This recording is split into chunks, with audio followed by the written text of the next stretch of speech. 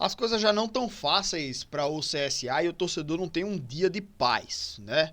Gustavo Nicola acabou caindo no antidoping e está suspenso até março de 2025, sem poder jogar por uso de substância proibida, né? Então, mais uma notícia ruim aí para a equipe do CSA que parece que não acabam, né? Mas enfim, vamos tentar explicar todo esse caso para a nossa torcida. Agradeço aí a presença de vocês, se inscrevam aqui no canal, deem o like e vamos lá falar um pouquinho sobre esse caso aí do Gustavo Nicola, que foi pego aí por uso de uma substância chamada isometepteno, que é uma substância que ela é contida em alguns remédios que são de uso diário de algumas pessoas. Não diário assim, mas um uso coloquial. Esse isometepteno é presente, por exemplo, na neosaldina, que é um remédio utilizado por muitas pessoas que sentem uma dorzinha de cabeça, tomam um remedinho ali para diminuir a dor de cabeça, né? Então, é um remédio que ele é indicado para o tratamento de diversos tipos de dor de cabeça, incluindo enxaqueca, né? Segundo o site Tua Saúde. E aqui pelo bem-estar também do GE, ele é um analgésico, né? Um analgésico mais comum, um dos analgésicos mais comum para a dor de cabeça, proibido para os atletas. O medicamento conhecido pelo nome comercial Neosaldina é um composto de dipirona sódica, cloridrato de isometepteno e cafeína. Então, às vezes um atleta que sentiu uma dorzinha de cabeça vai tomar um remédio que é normal, é comum para qualquer pessoa, mas que um atleta não pode usar, porque é um remédio que ele dá algum incremento de performance no dia a dia do atleta, no treinamento ou no jogo e tal, e isso é proibido para os atletas, né? Por isso que eles são submetidos a esse exame de antidoping aí de maneira aleatória, né? Alguns jogadores. Então, nesse caso, no nosso caso, o Gustavo Nicola foi pego por utilizar essa substância isometepteno, não fazia nem ideia que essa substância existia, né? E assim, por estar presente em um remédio de uso comum na população, um remédio que trata ali uma dorzinha de cabeça, é um remédio que ele deve ser utilizado de maneira corriqueira e que ele não tem um efeito tão pesado assim. Deve ser um efeito bem leve, né? Mas como diz aqui também em outro site que eu encontrei aqui no próprio GE também, no Eu Atleta, a medicação neosaldina possui dipirona, cafeína e isometepteno. Esse último, que é a substância que foi pega no antidoping do Gustavo Nicola, tem ação estimulante e vasoconstritora e está na lista da UADA como substância proibida. Neosaldina é, portanto, uma medicação que parece ser inocente, mas nesse caso não é. Afinal, os estimulantes, de maneira geral, conferem vantagem esportiva e melhora de performance. Então, segundo a UADA, que é um órgão internacional de regulamentação de medicamentos para atletas e tal, como no Brasil é a ABCD, Autoridade Brasileira de Controle de Doping, eles citaram esse remédio como proibido, essa substância como proibida. Então, todo atleta tem que ter a responsabilidade de saber o que está ingerindo. Quando está tomando um remédio, o atleta tem que ter a responsabilidade de saber qual o remédio que é proibido e qual que é liberado. Então, se nesse caso realmente não foi um caso de infecção, porque a gente já teve alguns casos assim, vou explicar daqui a pouco, mas assim, se o atleta tomou esse remédio porque não sabia que naquele remédio, por exemplo, na neosaldina, nesse caso que a gente tá olhando, não estou dizendo que ele tomou esse remédio, tá? Estou dizendo que se por um acaso um outro atleta tome uma neosaldina e cai no antidoping, é porque ele não sabia que na neosaldina, por exemplo, tem esse isometepteno.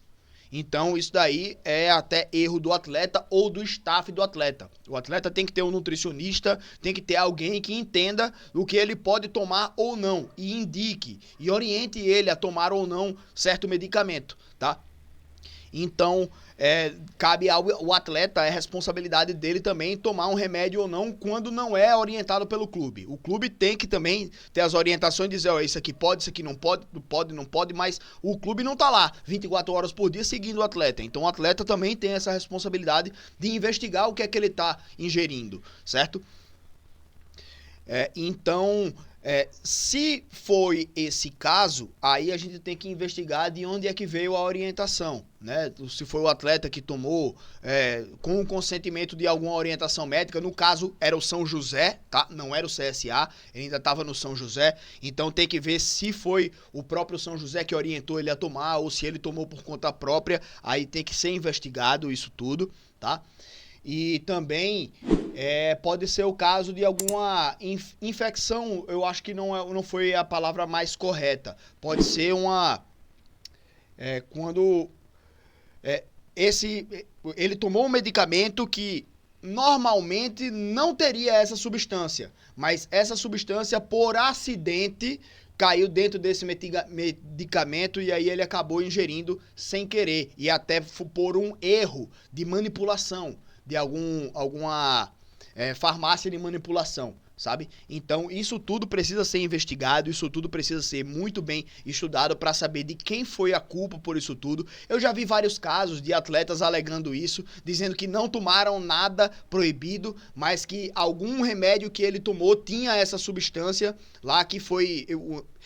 me fugiu a palavra, eu odeio quando isso acontece, mas que o remédio ele foi infectado ali na hora da manipulação, por exemplo, por algum erro lá da farmácia e tal. Mas enfim, até agora a informação é de que ele está listado como um atleta que está impossibilitado de jogar por conta disso, né? Uma punição que é severa, é grande. Imagina se ele tivesse em atuação agora por um time da Série B ou da Série A, por exemplo, ele ficaria outubro e novembro sem jogar e ainda janeiro e fevereiro inteiros. Então, como é que o clube ficaria? Perderia um atleta por conta disso. Então, é grave. Isso precisa ser muito bem estudado. E do jeito que foi informada a suspensão dele, foi algo muito superficial, como se eles não tivessem dando a devida importância sobre isso, né? Então, precisa ter muita atenção, né? Estudar de maneira muito séria essa questão para saber de onde veio o erro e o que foi que aconteceu, por que que isso aconteceu. Porra, ele jogou no São José na primeira parte do ano, a gente já tá em outubro, por que só foi divulgado agora, né? Então, enfim, para finalizar esse vídeo aqui também, eu falei de um remédio, por exemplo, Neosaldina, que contém essa substância proibida, algo que pode também até, sei lá, ajudar a gente nesse caso, não sei se vai ser isso, mas o Endrick, jogador da seleção brasileira, jogador do Real Madrid, ele é garoto propaganda da Neosaldina. Ele é embaixador da Neosaldina, medicamento proibido pela Agência Mundial Antidoping. Então, como é que você pega um atleta e coloca ele como garoto propaganda de um remédio proibido, né? É algo que sei lá, velho, é algo que é fora do senso comum, fora do bom senso.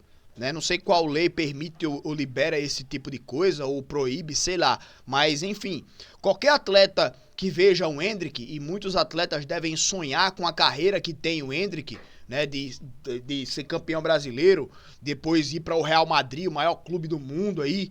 Então, vários atletas, quando vem o Endrick fazendo propaganda da Neosaldina, já utilizam, pô, então deve ser um remédio bom, vou usar. Aí começa a tomar a Neosaldina, pô, antidoping, aí se fode.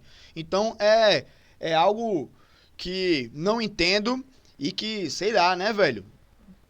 Pode ser até que isso ajude a gente. Não quero prejudicar o contrato do Endrick, quero falar em nome do nosso atleta aqui do CSA, né? Mas, enfim, velho. Isso precisa ser muito bem investigado, como foi que aconteceu, por que foi que aconteceu, porque assim, isso daí tá prejudicando o atleta e o próprio CSA, né? Mas enfim, gente, agradeço demais aí a presença de vocês aqui no nosso canal, mandem a opinião de vocês sobre esse assunto, mandem aí o que é que vocês acham, né? E vamos que vamos, galera. Muito obrigado pela presença, dá o like aqui também, se inscreve, tamo junto e até a próxima, galera. Valeu!